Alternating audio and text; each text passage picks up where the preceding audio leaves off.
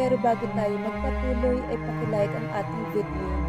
Ganun din ang subscribe button, pati na rin ang bell icon para lagi tayong updated sa mga parating ko pang mga uploads.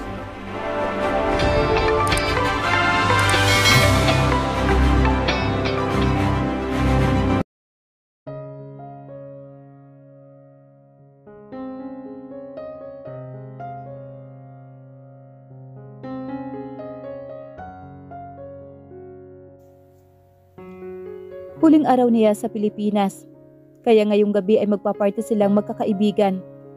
Alas 6 pa lamang ay bumiyahe na sila patungo sa restaurant na pinasara ni Cathy para exclusive lamang iyon sa kanilang magkakaibigan. May video okay ang resto na iyon, kaya doon nila pinasyang gawin ang kanilang despedida. Bumiyahe pa lamang sila patungo sa venue dahil may kalayuan iyon. Alam na mga ito na type talaga niya ang mga restaurant na nasa taas ng burol, overlooking ang mountains. More on nature talaga ang bet niya sa lugar. Sa iisang van lamang sila nakasakay. Si Hope ang nagmamaneho habang si Ian at Tiger naman ay nakasakay sa tabi ng driver's seat. Siya sa first row at si Cathy. Sarah sa second row, kasama naman ito si Tammy na panay ang makeup. While sa last naman ay nag-iisa lamang si Caitlin. Kasama naman niya si Ian sa pagpunta sa Spain. Bukod sa panganganak niya ay doon na rin ang next mission nila ni Ian. May bahay si Cathy kung saan sila titira. Gusto ng mga magulang niya na sa probinsya siya manganak, pero mas pinili niyang mangibang bansa. Malayo sa sakit at malayo sa taong nanakit sa kanya. Siguro naman ay makakapag-move on na siya dahil malayo na siya sa ex-husband niya. Although may sakit pa naman siyang nararamdaman dahil kahit na naghiwalay na sila, ay may alaala pa rin naiwan sa kanya ang mga anak nila. Hoy mga best, is that Leo? Uwi ka naman ni Sarah habang tinuturo ang isang maliit na kainan. Pinara naman ni Hope ang sasakyan sa tapat ng karinderya. Kitang-kita niya si Leo na nakaupo at kumakain sa karinderya na iyon. May umuusok sa tapat nito na soup ata iyon. Oh my God! He is eating rice with only soup? Ang kasama? Maarting sambit naman ni Tammy na ngayon ay nagli-lipstick na. Tinitigan naman niya si Leo. Tama si Tammy.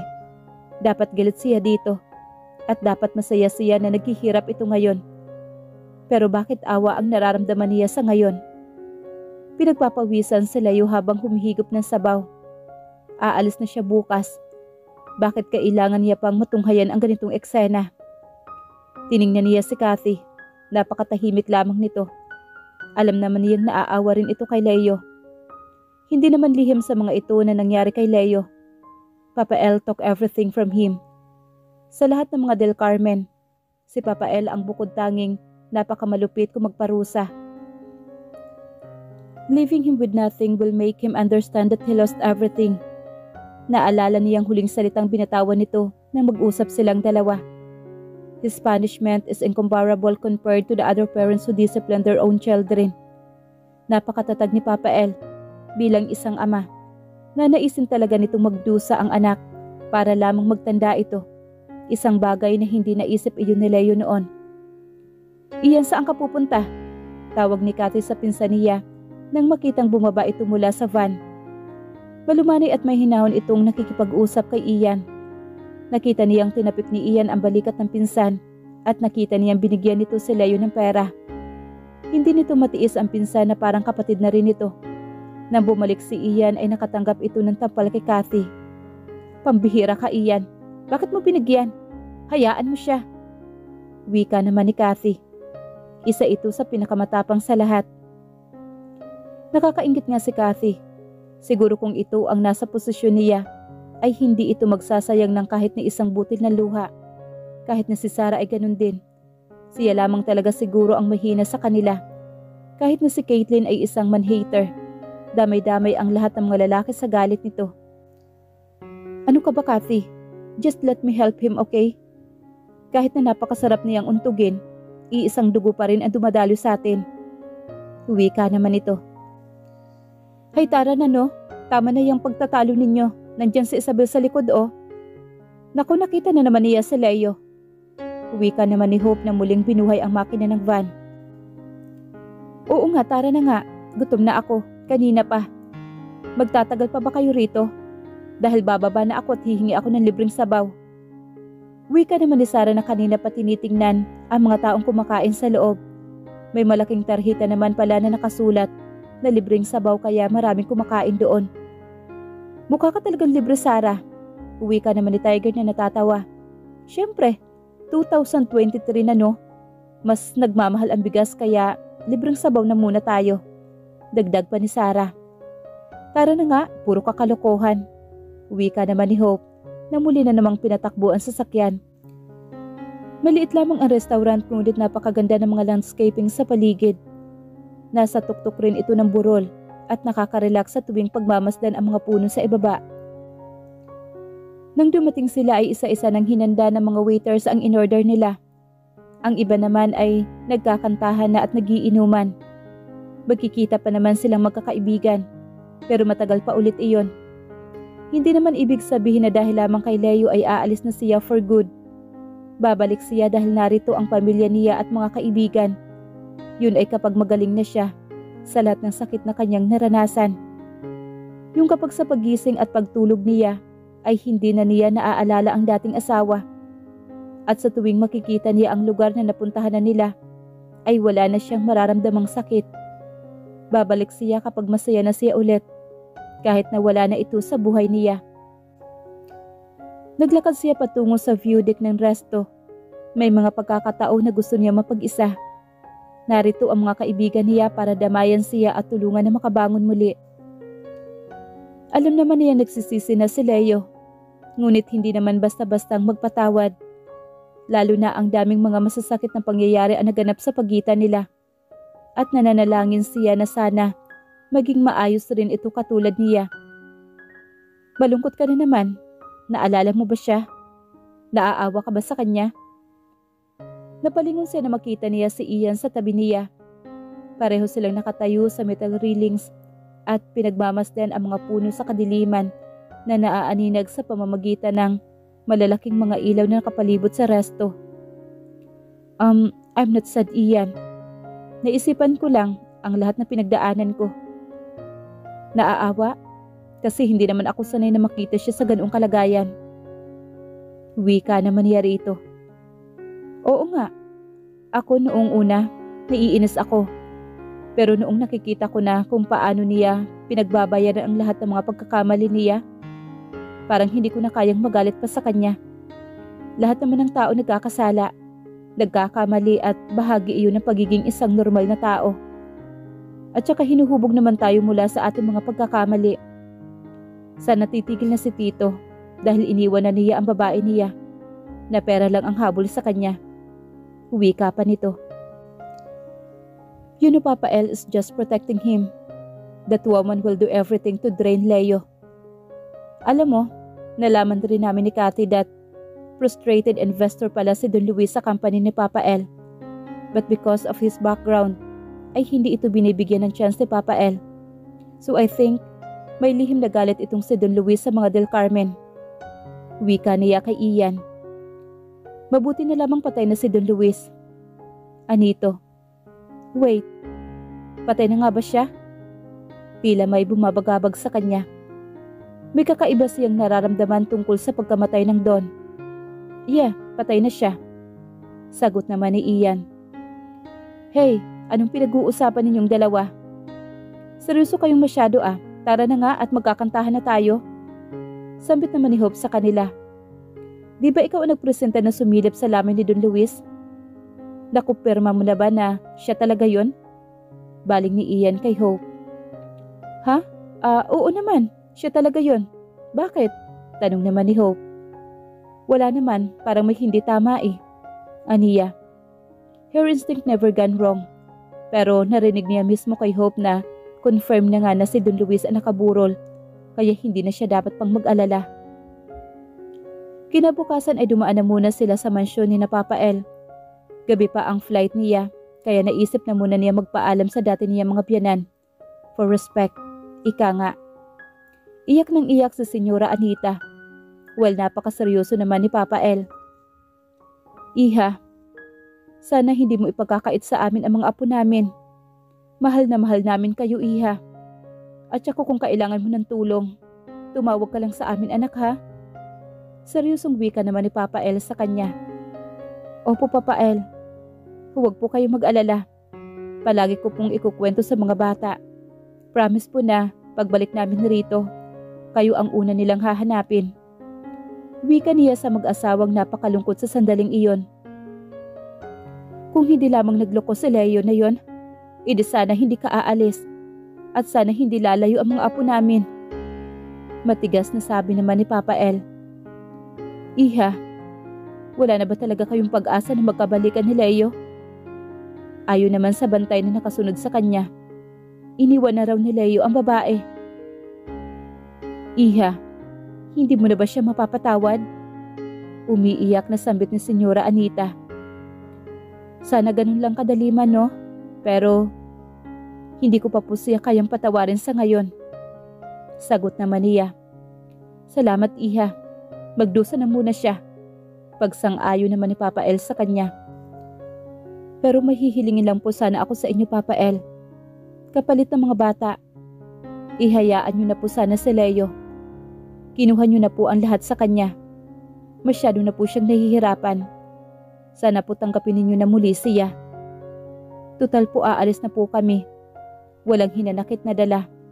Sana naman po magkaayos na rin po kayo ni Leo. Anak niyo pa rin po siya at sa tingin ko po ay nagawa niyo na po ang nais ninyo sa kanya.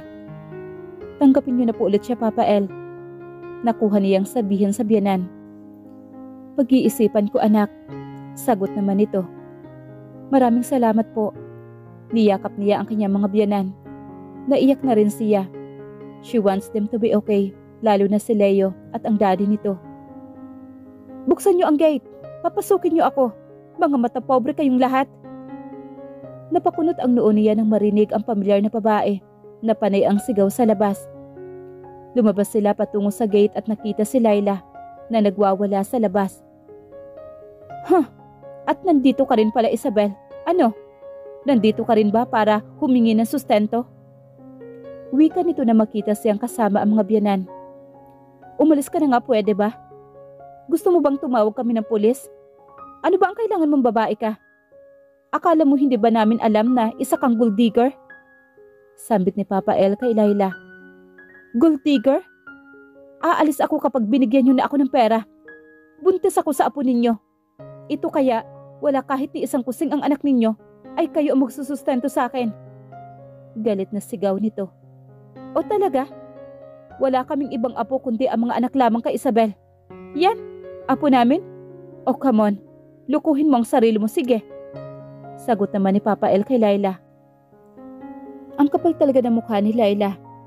Ganun na ba talaga ito kadesperada? Tiningnan niya ang ilong nito. Parang iba ata. Pero baka dahil buntis lamang ito. Ganyan naman ang mga buntis. Lumalaki ang butas ng ilong. Bigyan niyo na ako ng pera. Maawa kayo sa apo ninyo. Mga mata pobre kayo. Ikaw, Isabel, nandito ka para magmakaawa, no? Para mas gipitin si Leo para bumalik sa'yo. Baling muli nito sa kanya. Talaga? Baka ikaw ang nagmamakaawa, Laila. Ang kapal rin talaga ng mukha mong pumunta pa rito para humingi ng sustento. Anak ba talaga yan ni Leo? O baka naman kay Don Luis yan? Bulyaw naman niya rito. Ano? Anak? Anak to ni Leo. Del Carmen ang dinadala ko. Ayaw niyo lang tanggapin dahil taga-squatter ako. Mahirap lang ako kaya diring-diri kayo sa akin. Galit na bulyaw nito. Nababalo na ba si Laila? Hindi ko anak ang dinadala mo, Laila. Sabay silang napatingin kay Leo. Rehas lamang ng gate ang nasa pagitan nila. Kaya kitang-kita niya ang dala nitong puting papel. Basahin mo ng paulit-ulit, Laila. I did a paternity test and it's negative. Ipapaako mo ang ipinagbubuntis mo sa akin. Everything is your plan, Laila. Inakit mo ako. Pinabago mo ang mukha mo para maakit mo ako. Una pa lang niloko mo na ako, Laila. Mahabang salaysay ni Leo habang ipinapakita ang mga dokumento kay Laila. Ako? Plano? Rason mo lang yan. Hey, sabihin mo nga ang lahat. Utos ni Leo sa babaeng lumitaw na blue ang buhok nito. Ito ang nakita niyang kasama ni Laila na kasama nito sa bar. Walang hiya kang babae ka, isa kang traidor. Hiyaw ni Laila na galit sa kaibigan nito. Inawat lamang ito ni Leo. Laila, totoo naman ang plano natin na makuha siya, hindi ba? Sinabi mo pa nga na gagawin mo ang lahat. Hindi ba makuha lamang siya? Dahil gusto mong tumira sa mansyon at magkaroon ng maraming pera. Ginamit mo lang si Leo. Ang ama ng anak mo ay si Don Luis. Sinabi mo yan sa akin dahil nagtugma ang week sa araw na may nangyari sa inyo. At Laila, noong una pinagsamantalahan ka ni Don Luis. Pero kalauna noong kailangan mo ulit siya na ayusin ang ilong at dibdib mo, ay binalikan mo siya. Binigay mo ang sarili mo. Kapalit ay ang pagbibigay niya ng pera sa'yo. Ang sabi mo, sa publiko ay tatarayan mo si Don para walang makakahalata sa inyo. Pinagsabay mo sila. Hinututan mo ang Don upang mas lalo kang gumanda para makuha ang atensyon ni Leo. Umiiyak na sambit ng kaibigan ni Laila. You get out of my life, Laila. Sinira mo ang buhay ko. Huwag ka na magpapakita pa sa akin. Get lost or I'll gonna kill you. Nangangalaiting sigaw naman ni Leo sa babae. Tumakbo naman palayo si Laila. Nakasunod naman rito ang kaibigan nito. That's what you got, Leo, for being a fool. Dinamay mo pa kami sa pagloloko mo. Tingnan mo, lahat tayo naghihirap dahil sa katangahan mo. Damay kaming lahat. Si Isabel, kami ng mami mo at ang mga anak ninyo. So what kind of fool are you, Leo? Parang hindi kita anak. At Rodel Carmen will never change his legal family. For the sake of fake people you just met on the bar? Umalis ka na. You also get out of her. Get lost. Matapang na sambit ni Papa El kay Leo. Umalis ka na, Leo. Sigaw naman niya kay Leo na nakahawak sa rehas ng gate. Nanginginig na ang ama nito sa galit. Umalis ka na, please. Labis mo kaming sinaktan. Tanging sariling kaligayahan mo lang ang iniisip mo. Wala kang pagdadalawang isip na binitawan mo lahat. Kapalit lang ng babaeng yun. Wika niya at tumalikod na siya kay Leo at muli silang pumasok sa loob. Kanina pa siya nag-aabang sa boarding area ng airport at umaasang makikita niya si Isabel. Mahigit 1 oras na siyang nakaabang ngunit ni anino ni Isabel ay hindi pa niya nakikita. Napakasakit ng kanyang puso sa sandaling iyon. Noong sinabi ni Ian na ngayong araw pala ang alis ni Isabel. Nakita pa niya ito kanina sa mansyon. Ngunit pinalayas lamang siya ng dating asawa at ng mga magulang niya. Hindi naman sinabi ni Ian ang eksaktong oras sa kanya. Pero maghihintay pa rin siya. Hihingi siya ng tawad sa dating asawa. Susubukan niyang muli. Alam niyang mahirap ang nais niya. Ngunit nagbabakasakali pa rin siya. Sana sa pag-alis nito ay nagkapatawaran na silang dalawa. Mahal niya ang kanyang dating asawa. At sa puntong ito, tatanggapin na niya na hindi siya karapat-dapat kay Isabel. Dapat pala niyang ikahiya ang sarili. Marumi siyang tao. Sa pag-alis ni Isabel ay kailangan niyang tanggapin ang posibilidad na magkakaroon ito ng ibang karelasyon. Kahit na masakit at kailangan niyang tanggapin ang katotohanang siya ang dahilan at may kasalanan kung bakit sila naghiwalay. Sa ngayon ay aayusin na muna niya ang kanyang buhay. Patuloy niyang mamahalin si Isabel at ang mga anak niya sa malayo. He deserved to be alone and miserable. Bigla siyang tumayo mula sa kinauupuan nang makita ang babaeng sadya niya sa airport. Hila-hila nito ang maliit na trolley at hawak ang ticket at boarding pass sa isang kamay. Naka-ponytail ang buhok nito at nakasuot ng black shades. Isabel? Tawag niya nang mas malapit na siya rito. Hindi siya nito nilingon. Kahit na malapit lamang siya, alam niyang narinig siya nito at sadyang iniiwasan lamang talaga siya. Isabel, pwede ba tayong mag-usap? Muling sambit niya rito. Dumiretso ito sa linya ng mga upuan at siya naman ay nakasunod lamang rito. Umupo siya sa tabi nito at muling tinawagan ang pangalan nito. Isabel, alam kong nakikinig ka sa akin. Kausapin mo naman ako, please. Pagmamakaawa niya. Ano ka ba? Nag-usap na nga tayo for the last time, hindi ba? Hindi ka ba talaga nakakaintindi? Umalis ka na nga rito. Pagtataboy nito sa kanya. Paalis na nga ako. Ikaw pa talaga ang huli kong makikita rito. Tandaan mo to, Leo. Ikaw ang malaking pagkakamali ko sa buhay ko. Yun ang tingin ko sa'yo ngayon. Kaya huwag ka na ulit na lalapit sa akin. Ano ba sa tingin mo ang ginagawa sa mga mali? Hindi ba't itinatapon sa basurahan? Galit nitong wika sa kanya. Napapikit siya sa sobrang sakit na marinig ang salitang iyon. Natigilan siya habang nakatingin sa mukha ng dating asawa. Hindi na niya napansin ang pagtulo ng mga luha niya. Ang sakit ng mga salitang binatawan ni Isabel. Walang kasing sakit kapag galing sa taong mahal mo ang masasakit na salitang iyon. Masakit ba, Leo? Ang matawag kang isang pagkakamali? Sinabi ko lang sa iyo ang totoo. Dahil kung maibabalik ko lang ang lahat sa dati, I will never choose you. Ano? Masakit ba?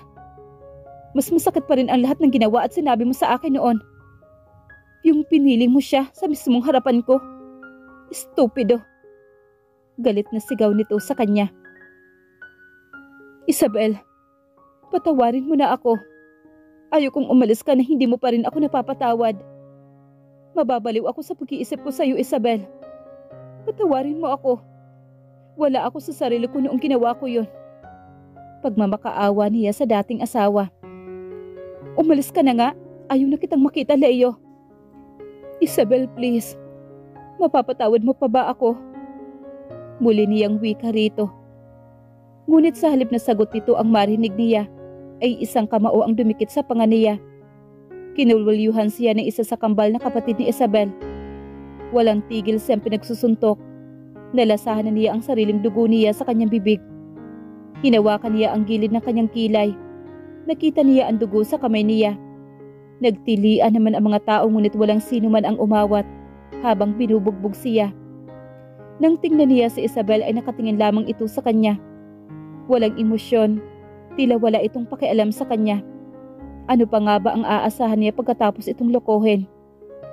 Dumating pa ang isa nitong kapatid at pinagtulungan rin siya. Sinabi na ngang huwag ka nang magpapakita sa kapatid namin. Walang hiya ka talaga, Leo. Ang kapal na mukha mong lokohin ang nag-iisa naming kapatid. Hindi na niya makita ang paligid dahil pakiramdam niya ay basang-basa na ang kanyang mukha sa dugo. Ramdam niya ang sakit sa bawat suntok. Ngunit mas masakit ang nararamdaman ng puso niya ngayon. Kuya, tama na. Let him go. Dinig niyang wika ni Isabel sa mga kapatid. Ngunit hindi pa rin tumitigil ang mga ito. Kulang pa ito, Isabel, sa lahat ng ginawa niya sa'yo. Wala siyang karapatang bumalik sa buhay mo. Walang hiya ang taong ito. Sagot naman ng kapatid ni Isabel. Damang-dama niya ang tindi ng galit ng mga kapatid ni Isabel. Sige, patayin niyo na ako. Mas gugustuhin ko na lang mamatay kaysa masaktan ng ganito. Patayin niyo na ako. Wala nang kwenta ang buhay ko dahil wala na akong kwentang tao. Patayin niyo na ako. Pilit niyang sigaw sa mga ito. Talagang papatayin ka namin, Del Carmen. Pero kailangan mo pang magdusa sa lahat ng ginawa mo sa kapatid namin. Kuya, tama na please. Hiyaw ni Isabel sa hindi kalayuan. Hindi na niya naaaninag pa ang sumunod na nangyari dahil dumilim na ang kanyang paligid. Nagising siya sa isang hospital. Hindi niya maibukas ang kanyang mga mata. Nakaramdam siya ng hapdi at sakit sa iba't ibang bahagi ng kanyang katawan. Naalala niya ang ginawa sa kanya ng mga kuya ni Isabel. Halos patayin siya ng mga ito sa bugbog. Pero bigla na lamang siyang nalungkot at napahiyaw sa pangalan ni Isabel nang pumasok sa isip niya na umalis na pala ito ng Pilipinas. Makikita pa ba niya ang kanyang mag-iina? Sa estado ng buhay niya ngayon, kahit pamasahin niya pa uwi sa taxi, ay hindi niya kaya. Lilipad pa kaya siya papunta sa Spain? Mabuti naman at gising ka na, anak. Napatigil siya sa pag-iisip na makita ang amang si Lucas na papasok sa loob ng kwarto. Daddy? Sigaw naman niya rito. Alam kong marami kang natutunan sa lahat, anak. It's time to be back. Patawarin mo ako. Nais ko lang na magsisi ka. Pero gusto ko pa rin makita ang pagbabago mo, anak. Dad, just take me. Kahit ano, tatanggapin ko. Nagsisisi na ako, Dad. Kahit na mahirap paniwalaan iyon. I'm broken, Dad. Now that she's gone, napakagago ko. Sinaktan ko siya. Tama na, anak. Ganyan talaga ang buhay. For now, ipapadala kita sa probinsya. Bumili ako ng farm doon. Buhayin mo ang farm na iyon. Doon mo ilaan ang oras mo. Yes, Dad. Tatanggapin ko. Kailangan ko rin talagang lumayo. Pero Dad, si Isabel, gusto ko po siyang sundan. Anak, kung ang taong yun ay para sa'yo, ay magiging sa'yo pagdating ng tamang panahon. Patunayan mo nagbago ka na, anak. Niyakap siya na mahigpit ng kanyang ama. Sa kabila ng lahat ay mahal na mahal pa rin niya ito. At alam niyang hindi siya matitiis ng sariling ama.